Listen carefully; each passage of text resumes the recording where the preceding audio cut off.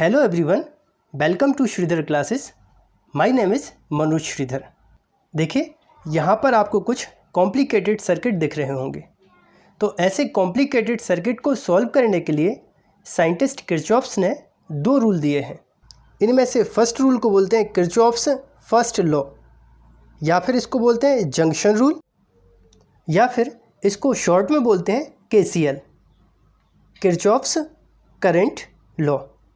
और सेकंड होता है किरचॉफ्स सेकंड लॉ और लूप रूल। तो यहाँ पर सबसे पहले हम पढ़ लेते हैं किरचॉफ्स फर्स्ट लॉ और जंक्शन रूल। इस रूल को समझने के लिए सबसे पहले हमें समझना होगा कि जंक्शन क्या होता है। जैसे यहाँ पर एक इलेक्ट्रिक करंट है I1, वो इस पॉइंट पर आ रहा है, और यहाँ से एक दूसरा इलेक्ट्रिक करंट है I2, वो भी इस पॉइंट पर आ रहा है। यहाँ से एक तीसरा इलेक्ट्रिक करंट है, उसको नाम देते हैं I3, और ये यहाँ से जा रहा है। तो देखिए, इस पॉइंट को हम बोलते हैं जंक्शन। दो से ज़्यादा इलेक्ट्रिक करंट जिस प्लेस पर मिलते हैं या जिस प्लेस से जाते हैं, तो उस पॉइंट को हम बोलते हैं जंक्शन। तो यहाँ पर ये वाला जो पॉइंट है, इस पॉइंट को बोलेंगे जंक्शन। किरचॉफ्स फर्स्ट लॉ की डेफिनेशन देखते हैं। In an electric circuit, the algebraic sum of currents at any junction is 0। कहने का मतलब ये है कि जितने भी इलेक्ट्रिक करंट होते हैं उनका एल्जेब्रिक सम जंक्शन पर 0 होता है। ठीक है, तब इसको हम क्या लिख सकते हैं, समेशन I = 0। यहाँ पर समेशन का मतलब क्या है, एल्जेब्रिक सम है, और I का मतलब क्या है, इलेक्ट्रिक करंट है। इक्वल जंक्शन पर कितना होता है, 0 होता है। बच्चों, अब हम सीखते हैं साइन कन्वेंशन। साइन कन्वेंशन से हमें यह पता चलेगा कि कौन सा इलेक्ट्रिक करंट हमें पॉजिटिव लेना है और कौन सा इलेक्ट्रिक करंट हमें नेगेटिव लेना है। साइन कन्वेंशन का फर्स्ट रूल देखिए, the currents flowing towards the junction are taken as positive. Sign convention का सेकंड रूल देखते हैं, the currents flowing away from the junction are taken as negative. ठीक है ना। यहाँ पर देखिए I3 करंट, देखिए ये जंक्शन से क्या हो रहा है, दूर जा रहा है।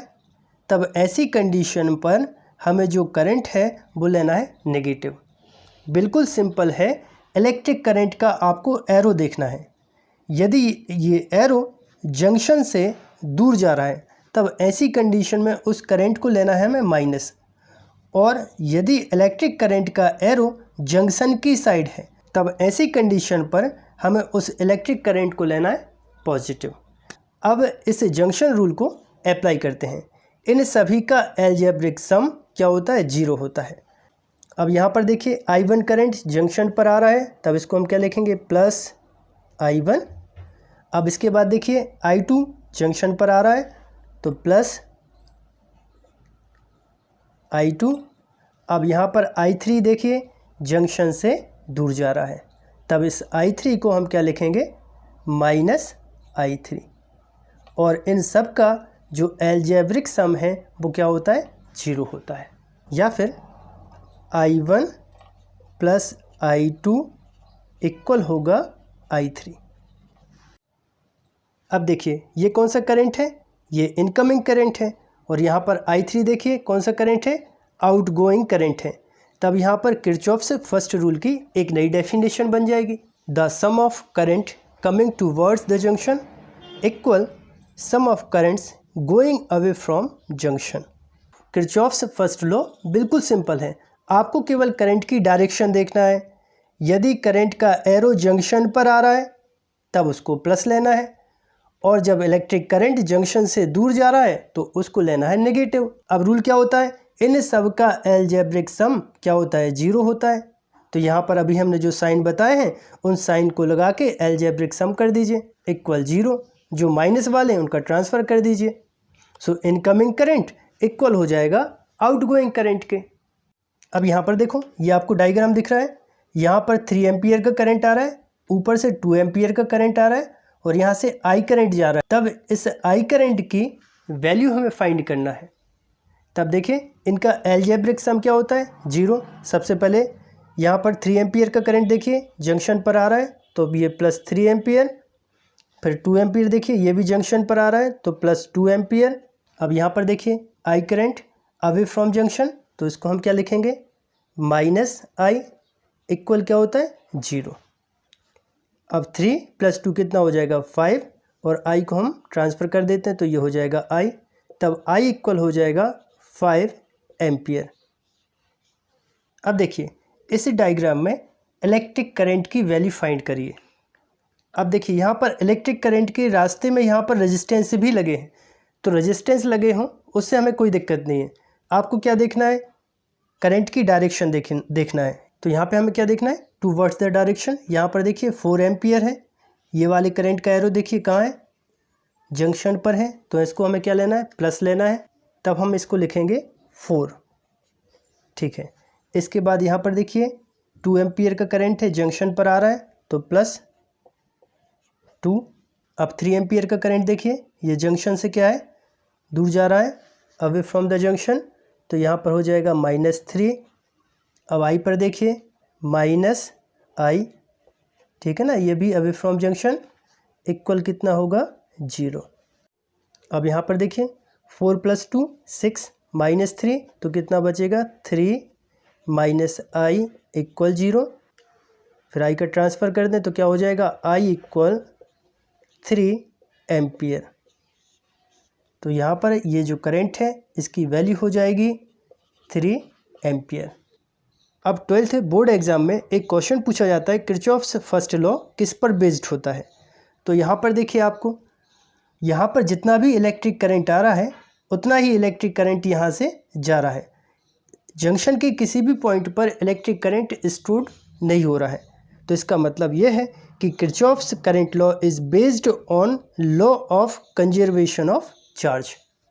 किरचॉफ्स सेकंड लॉ देखते हैं, इसको लूप रूल या शॉर्ट में KVL किरचॉफ्स वोल्टेज लॉ भी बोलते हैं।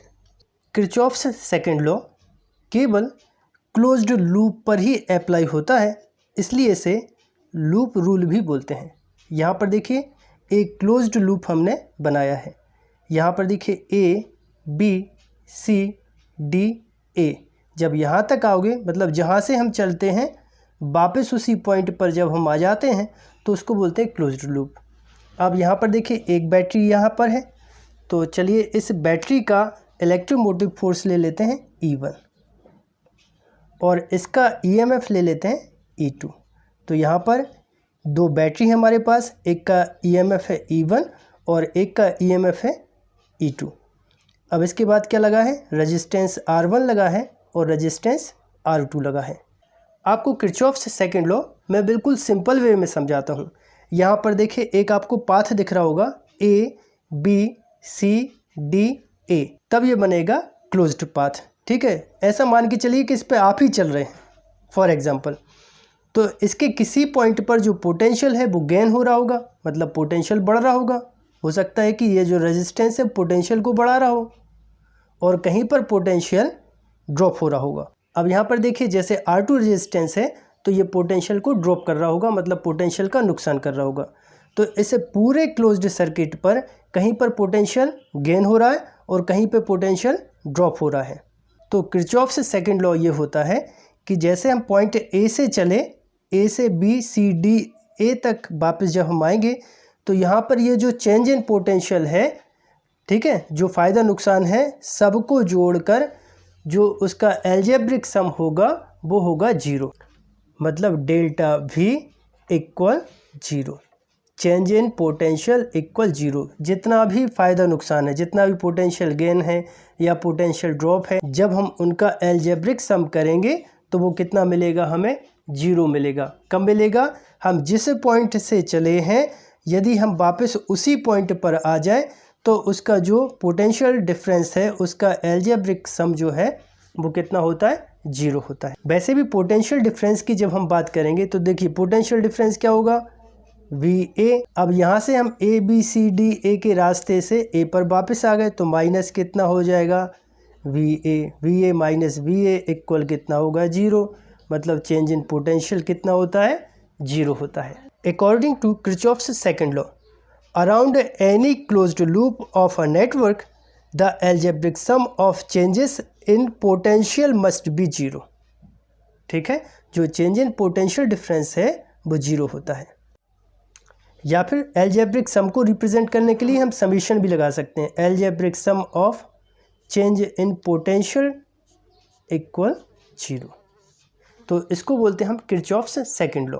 बच्चों, जब हम किरचॉफ्स सेकंड लॉ से किसी क्लोज्ड लूप को सॉल्व करते हैं तो उस समय पर हमें एक पाथ को सेलेक्ट करना होता है, एक हमें रास्ते को चुनना होता है। अब वो रास्ता क्लॉकवाइज भी हो सकता है और एंटी क्लॉकवाइज भी हो सकता है। तो आपको समझाने के लिए मैंने एक क्लोज्ड लूप लिया है, जैसे A B C D A, ये क्लोज्ड लूप हो गया है। और इस क्लोज्ड लूप पर हमें एक पाथ को सेलेक्ट करना है। मान लीजिए मैं क्लॉकवाइज एक पाथ को सेलेक्ट कर लेता हूँ। ठीक है, ये हमारा एक पाथ है। Okay, we can take any direction clockwise और anti clockwise as the direction of traversal. अब इस क्लोज्ड लूप के किसी भी सिरे से आप स्टार्ट हो सकते हैं। मान लीजिए हम यहाँ से स्टार्ट होते हैं, तो अब हम जब यहाँ से स्टार्ट होंगे, बस आपको ये ध्यान रखना है कि आप जहाँ से भी स्टार्ट हों, यहाँ से स्टार्ट हों जैसे, तो यहाँ पर पूरा राउंड लगाते हुए वापस आपको उसी पॉइंट तक आना है। तो मान लीजिए हम यहाँ से स्टार्ट हो रहे हैं, तो जैसे ही हम यहाँ से स्टार्ट हमने पाथ सेलेक्ट किया तो सबसे पहले हमें एक बैटरी मिली है। अब बैटरी के दो इलेक्ट्रोड होते हैं, एक होता है नेगेटिव और एक होता है पॉजिटिव। तो आपको समझाने के लिए मैं अलग से एक बैटरी बना लेता हूँ।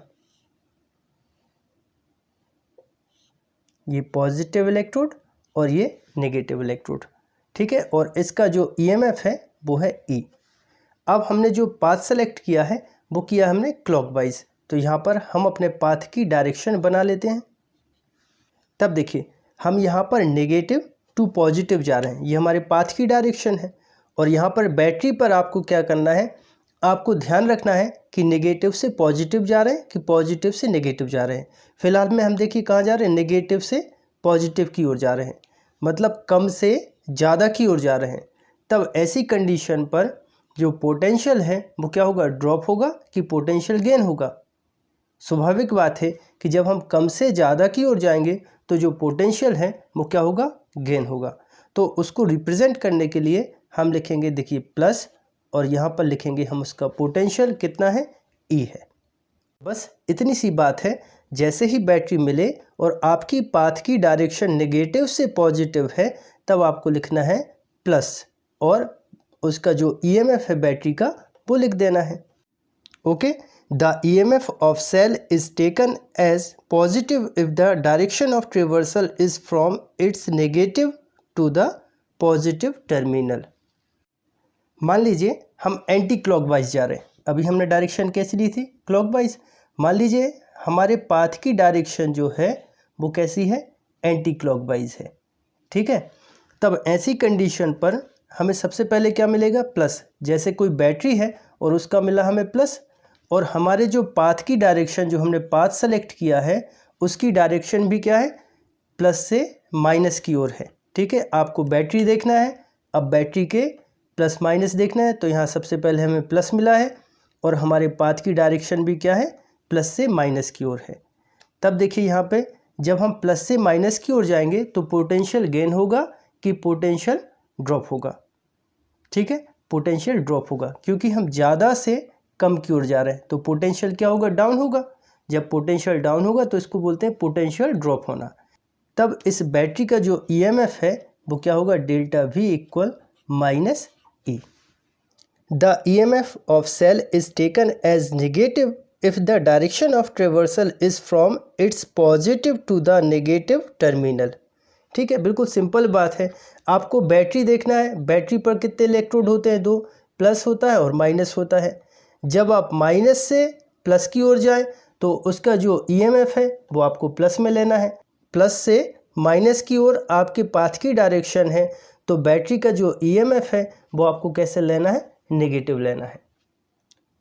अब रेजिस्टेंस के लिए साइन कन्वेंशन देखिए। जैसे मान लीजिए ये बैटरी है और इससे आई करंट फ्लो होता है, ये आई करंट आया और ये I करंट रेजिस्टेंस से होता हुआ वापस सेल को I करंट मिल गया। अब रेजिस्टेंस के लिए साइन कन्वेंशन को समझाने के लिए मैं रेजिस्टेंस को अलग से बना लेता हूँ। ये रेजिस्टेंस है और ये करंट की डायरेक्शन है I। तो रेजिस्टेंस के लिए आपको ध्यान रखना है, करंट की डायरेक्शन को देखना है। करंट हमेशा हायर टू लोअर फ्लो होता है, ठीक है। हायर पोटेंशियल से लोअर पोटेंशियल की ओर करंट जाता है। अब यहाँ पर ये क्या है, रेजिस्टेंस है, ठीक है। अब हमें देखना है अपने पाथ की डायरेक्शन। तो पाथ की डायरेक्शन कैसी है, इस डायरेक्शन में क्लॉकवाइज, ठीक है, इस डायरेक्शन में बनेगी। तो ये ले लेते हैं हम अपने पाथ की डायरेक्शन, ठीक है। अब करंट कैसा है, हायर टू लोअर, और हमारी जो डायरेक्शन है, पाथ की जो डायरेक्शन है, वो भी कैसी है, हायर टू लोअर है। तब ऐसी कंडीशन पर पोटेंशियल ड्रॉप होगा कि पोटेंशियल गेन होगा। स्वाभाविक बात है कि जब हम हायर पोटेंशियल से लोअर पोटेंशियल जाएंगे तो पोटेंशियल क्या होगा, पोटेंशियल ड्रॉप होगा, पोटेंशियल का मान कम होगा। जब पोटेंशियल का मान कम होगा तब यहाँ पर देखिए पोटेंशियल का फॉर्मूला क्या होता है, V इक्वल आई आर। अब इस कंडीशन पर क्या हो जाएगा, V equal minus I into R. Resistance पर आपको करंट की डायरेक्शन देखना है। करंट हमेशा हायर टू लोअर फ्लो होता है। उसके बाद आपको देखना है अपने पाथ की डायरेक्शन। अब पाथ की डायरेक्शन क्या है, higher to lower, potential drop है। तब पोटेंशियल ड्रॉप है तो क्या लिखेंगे, माइनस आई आर। अब जैसे आपकी जो पाथ की डायरेक्शन है वो है लोअर टू हायर, जैसे एंटी क्लॉकवाइज हम अपने पाथ की डायरेक्शन ले लें तो ये है हमारे पाथ की डायरेक्शन। तो पाथ की डायरेक्शन क्या है, लोअर टू हायर, और करंट कैसे फ्लो हो रहा है, हायर टू लोअर। तब ऐसी कंडीशन पर जो पोटेंशियल है वो आपको कैसा लेना है, प्लस लेना है। बात क्लियर है। रेजिस्टेंस है, रेजिस्टेंस पर आपको क्या देखना है, करंट देखना है कि करंट किस डायरेक्शन में फ्लो हो रहा है। उसके बाद आपको अपने पाथ की डायरेक्शन देखना है। देखिए बच्चों, आपके सामने ये क्लोज्ड लूप है और इसको हम किरचॉफ से सेकंड लॉ से सॉल्व करते हैं। तो यहाँ पर देखिए बैटरी E1 है, एक बैटरी लगी है जिसका EMF है E1 और इससे करंट फ्लो हो रहा है I1, ठीक है। अब यहाँ पर देखिए ये दूसरी बैटरी लगी है, इससे जो करंट फ्लो होगा वो हो जाएगा I2। अब देखिए ये I1 और I2 करंट जुड़कर बनाएंगे I1 प्लस I2 करंट बना लेंगे, ठीक है। तो यहाँ ये I1 प्लस I2 करंट ही आएगा। इसके बाद करंट यहाँ आएगा और यहाँ पर देखिए I2 करंट यहाँ से वापस हो जाएगा और I1 करंट यहाँ से इस सेल को वापस हो जाएगा। आपको इतनी सी बात याद रखनी है, जिस सेल से जितना करंट निकालो उस सेल को उतना ही करंट आपको वापस करना है, इतना ध्यान रखिए। जैसे इस सेल से करंट I1 हमने निकाला है, तब इस सेल को हमें करंट कितना वापस करना होगा, I1 करंट वापस करना होगा। इस सेल E2 से करंट कितना निकाला, I2, तो हमें वापस कितना करना है, I2 करंट वापस करना है। इसके बाद दूसरा काम हमें करना है कि हमें एक पाथ चुनना है। अब वो पाथ हम क्लॉकवाइज भी ले सकते हैं और एंटी क्लॉकवाइज भी ले सकते हैं। तब यहाँ पर देखिए हमने एक पाथ ले लिया है, पाथ की डायरेक्शन क्लॉकवाइज है।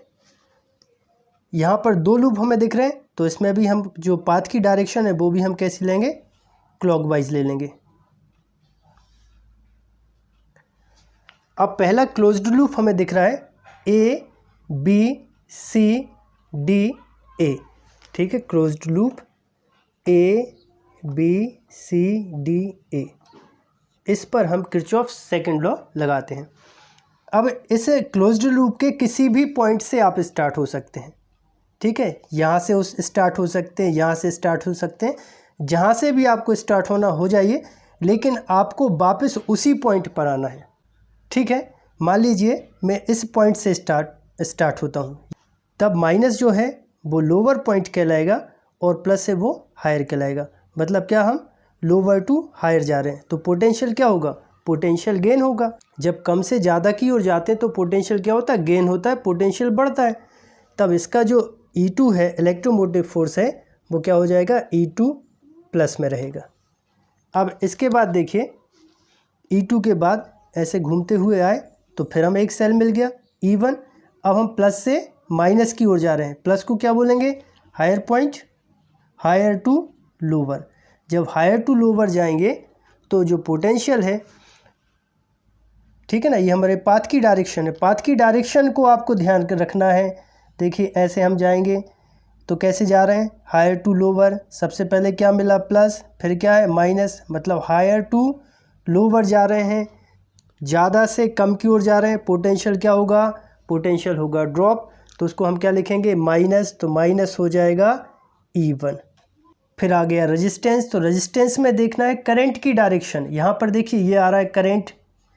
करंट कैसे फ्लो होता है, करंट हमेशा हायर टू लोअर फ्लो होता है, हायर टू लोअर करंट की डायरेक्शन होती है। और हमारी डायरेक्शन क्या है, ये डायरेक्शन है। देखना है पाथ की डायरेक्शन, देखना है कैसी डायरेक्शन है, lower to higher. Lower to higher जाते हैं तो पोटेंशियल क्या होता है, पोटेंशियल होता है गेन, पोटेंशियल बढ़ता है, तो उसको हम क्या लिखेंगे, प्लस। ठीक है, अब पोटेंशियल का फॉर्मूला क्या होता है, V = IR होता है ना। यहाँ पे I कितना है, I1, तो यहाँ पे ये हो गया I1। रेजिस्टेंस कितना है, R1, तो ये हो जाएगा R1। अब C से होते हुए यहाँ पे आ गए। अब यहाँ पर देखिए हमें फिर एक रेजिस्टेंस मिल गया, तो रेजिस्टेंस में करंट की डायरेक्शन देखिए, किस डायरेक्शन में करंट आ रहा है, I2, इस डायरेक्शन में आ रहा है। करंट कैसे फ्लो होता है, हायर टू लोअर, और हमारी डायरेक्शन भी क्या है, हायर टू लोअर। जब हायर टू लोअर आते हैं, ठीक है, हायर टू लोअर जाते हैं, ज़्यादा से कम की ओर जाते हैं, तो पोटेंशियल क्या होता है, पोटेंशियल होता है ड्रॉप। तो ड्रॉप को रिप्रेजेंट करने के लिए हम क्या लगाते हैं, माइनस।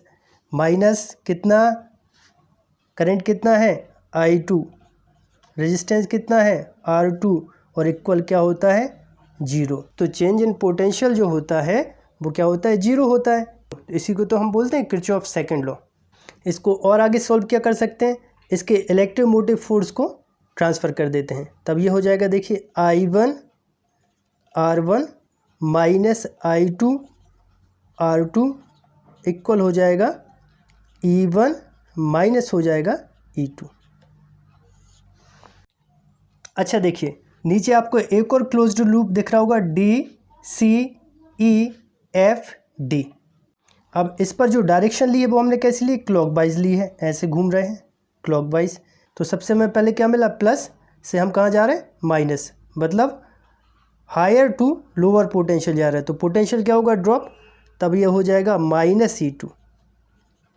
अब इसके बाद क्या मिला, रेजिस्टेंस। रेजिस्टेंस में देखते हैं करंट की डायरेक्शन, करंट कैसे आ रहा है, इस डायरेक्शन में, और हमारा जो लूप की डायरेक्शन है वो क्या है, लोअर टू हायर। तो लोअर टू हायर जाते हैं तो पोटेंशियल गेन होता है, तब हम इसको लिखेंगे प्लस I2 R2।